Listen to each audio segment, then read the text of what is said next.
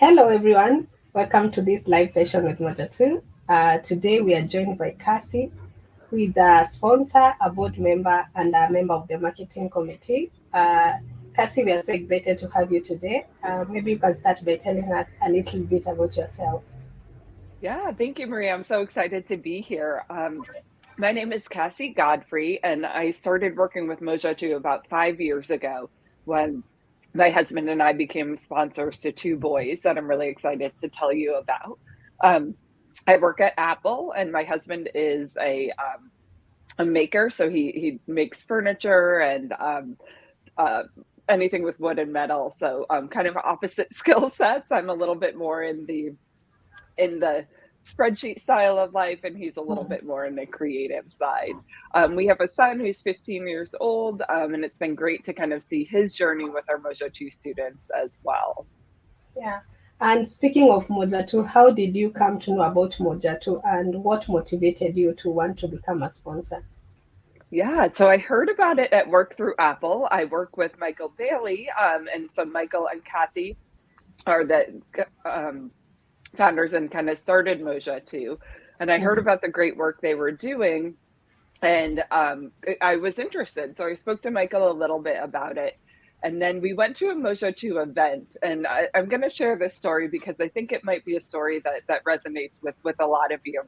It was Mhm. a gala where they were coming to share a little bit about Moja 2 and have had an auction and kind of a dinner associated with it.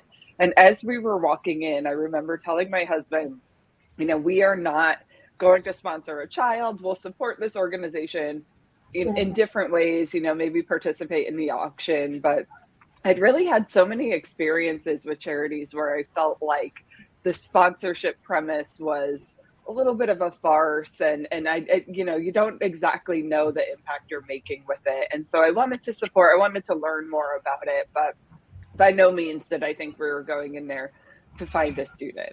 And that view was just shattered during that. I mean, the things that I saw and learned about Moja 2 during that event were absolutely incredible and challenged everything that all of my prior experiences I'd had with sponsorship charities. It truly is a one-on-one connection between you and your student, and the impact is so prolific when it comes to not only that student's life, but their family's life, their community. Just learning about how you can truly transform their life was astonishing. So by the end of that dinner, we became sponsors to not one but two children, John and Ania.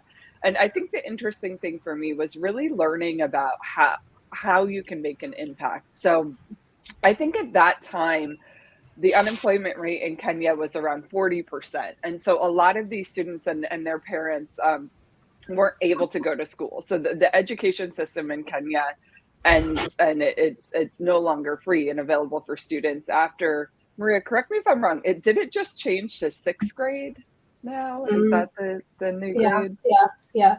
Six Sixth now is grade. So like the class eight, yeah. yes. So that means there's no education, there's no schooling for them unless their parents can pay for and provide schooling. And these parents can barely pay for and provide and support their families, just getting through the day because the unemployment rate is just so high. So there's really no hope or no chance of breaking this cycle of poverty. But coming into Moja 2 and seeing what they're able to do, so they sponsor these children, they come into um, uh, schools where they get food, they get their school supplies, they get their clothes, they have a safe place to live throughout the year and really can focus on education. They're not focusing on just core survival and what they're able to do in terms of growing and transforming their lives, their families' lives, and their community. It was impossible to say no to. And I will also add that being on the board of Moja 2, kind of seeing behind the curtain and seeing how all of this money goes directly to the students and how um, we're able to pivot and use that to really support the students and their health and their journey in any way we can just made me even more of a believer. Yeah, yeah.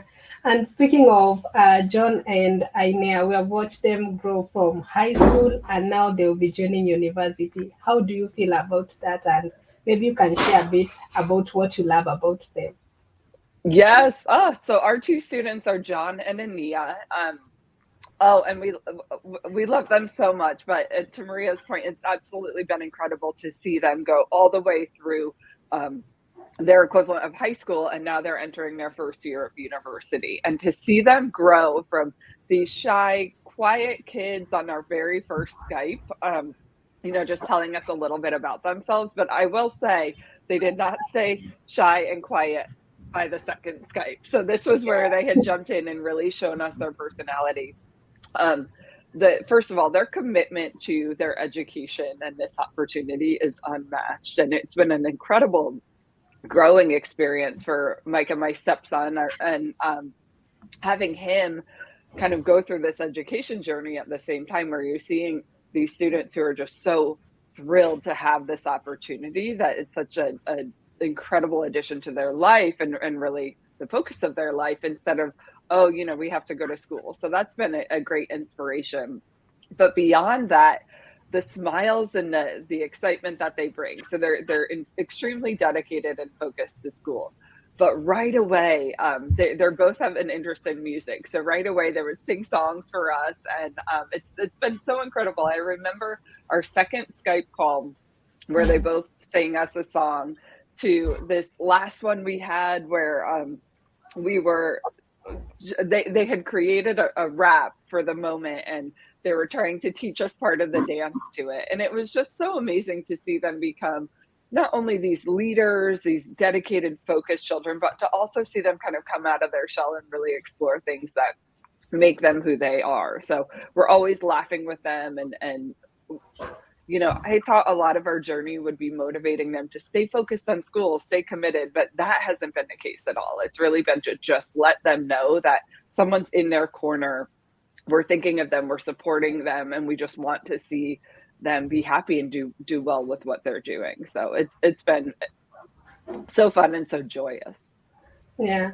And as a sponsor and part of the board member, how would you say this sponsor experience has maybe impacted your life? Yeah, I think, well, I mentioned a little bit with my stepson, having him. He went through school during COVID, where there was a shutdown, and it was a little bit challenging in terms of remote learning. And he's going through middle school and high school, the age where it's typical to kind of have the, like, oh, school, treat it a little bit as a chore. So seeing that, and seeing the voices appreciation for the opportunity this presents, really eliminated those discussions in our household. It was really seen as, this is an opportunity, and we're so lucky to have this. Um, I think being on the board and seeing behind the scenes is something that, it's actually why I joined the marketing committee. So when I started with the board, I was a part of the mentorship committee, which I still am, which means I mentor university students. But I felt like there's so many incredible things happening behind the scenes that people need to know about, because I know when I was kind of charity shopping, I had a lot of preconceived notions, or accurate notions, about how people are really using the funds, and is it really making an impact? But there are two specific examples. So one is this premise of really looking at, when we're interviewing children, and we're going out to the regions and identifying, like, opportunities for their lives, truly seeing what the future looks like for a lot of these children. So it's early marriage for many of the women. It's maybe like sheep farming in the rural areas for many of the men. And I say women and men, but really these are children that are going through this experience. And getting them out of that, and even affiliating ourselves with some of the children's homes in the area, which are used during the holiday breaks as a tutoring house, where some of the students can come in and tutor the others, but also just getting people out of the circumstances that are not going to be good and not going to be healthy for their lives. And how many times we jump in and support that right away, even before we found a sponsor, really just saying, like, no, we're not leaving this child in these circumstances. We're jumping in, we're pulling them out. And seeing the journey over the past 5 years of children, even beyond John and Anita, of what they do with their lives. So these kind of cases that you really feel like Moja Tu is rescuing these children, and then seeing what they turn around and what they create, and the careers they create for themselves, when it was a case of truly survival of getting them out of the circumstances they're in. So that, I just think there's so much more that's done with the funds that support your student behind the scenes. So that's been really inspiring. And then the other story I want to tell is about during COVID. I'm sorry, y'all, I'm suffering from allergies, so excuse the tissue. But during COVID, it was very challenging. School shut down, and it was very hard to get supplies out to these rural locations. So hand sanitizer, enough soap and enough food, to be quite honest. So the students came together and created their own network for how to get food, get hand sanitizer, get some basic medical supplies out to the rural villages where these students lived. And they created a, a dashboard to track all of this, a transportation system, a monitoring system to, like, how do we get the supplies in and bring them out? So seeing what, our investment in these children and then their investment back in their communities is just, it's that ripple effect where they're doing far more with these opportunities and than you could even imagine within Moja Tu. And of course that looks like, going on to your career, going back into your village to support your family financially, but also support your village in terms of getting things set up for health and security, but really seeing that pivot in action to be able to get food out to these areas where they just didn't have access during COVID was incredible. So that's kind of what brought me in even more than my relationship with John and Ania, is seeing how far the funds go beyond that. And that is through the Rainbow Fund that I'm sure many of you have heard about, but if not, I'd encourage you to go to the website and take a look. And that's for anyone interested in being a donor, maybe outside of sponsorship. So really getting a feel for what those funds are going to. It's also going to life-changing and in many cases life-saving support for these children. Yeah, and I can concur with that because I am an alumni of the Moja Tu, and right now where I am, I can say my life has been transformed. I'm able to support my family, so I totally agree with everything that you have said. So moving on to the fun side, we normally ask our audience one or two memorable moments that they have shared while being part of Moja Tu. So, Cassie, what would you say has been your most memorable moment? Okay, let's see. I think one was we went through these. One is recent and why it's more memorable, but we were interviewing students for sponsorship and excuse me. I'm sorry, just one moment. Many of these students have, quite honestly, they've never seen a white person, right? And they've not seen computers. We're going out into these villages, and the way the interviews take place, a lot of the interviews will actually take place live coming up in a couple of weeks when our board travels out and can meet with these students and interview them. But because of COVID, some of these interviews were taking place via Zoom and via Skype. So they would come into the children's home and, they're looking at a computer for the first time. And on the other side is a white person that they haven't seen for the first time. And I remember there's a student, Caleb, and a lot of them were just so shy, very quiet, just it's a new experience for them. So we'd ask them kind of to determine what this opportunity would do for them. And I will never forget, Caleb came in just right up to the screen and was like, hi, can I talk to Kathy, who's like founding the organization? And just his personality was pouring out of him. And to see him kind of command that room, it was just so heartwarming.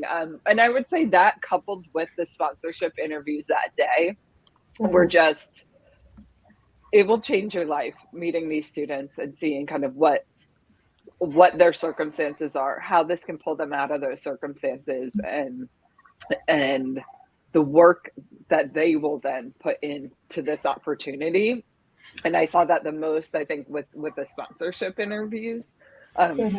Everyone else can get a taste of that via, there are some sponsored bio or some sponsorship bios for our students, as well as some videos that tell the story of these incredible students. So I'd encourage everyone to do that. I think it really connects that premise of like Moja Tu just one to really seeing, rather than looking at the whole of this organization, really see the circumstances of an individual. So that was drilled in for me. And it was just this defining moment when Caleb came on and sang a song and was just, his face is pure joy. And I think that's the key, that every student that we meet with, there's just so much joy in the midst of really challenging circumstances. And you forget that, you kind of go through life and navigate life, and the ins and outs of your day will start to impact you in terms of like being a little down, or maybe you get a little bit too used to your comforts. And I think the underlying premise meeting with every student here is joy. So that's been one. And then the other, I just think it's a key theme throughout all of our calls with our boys is the songs.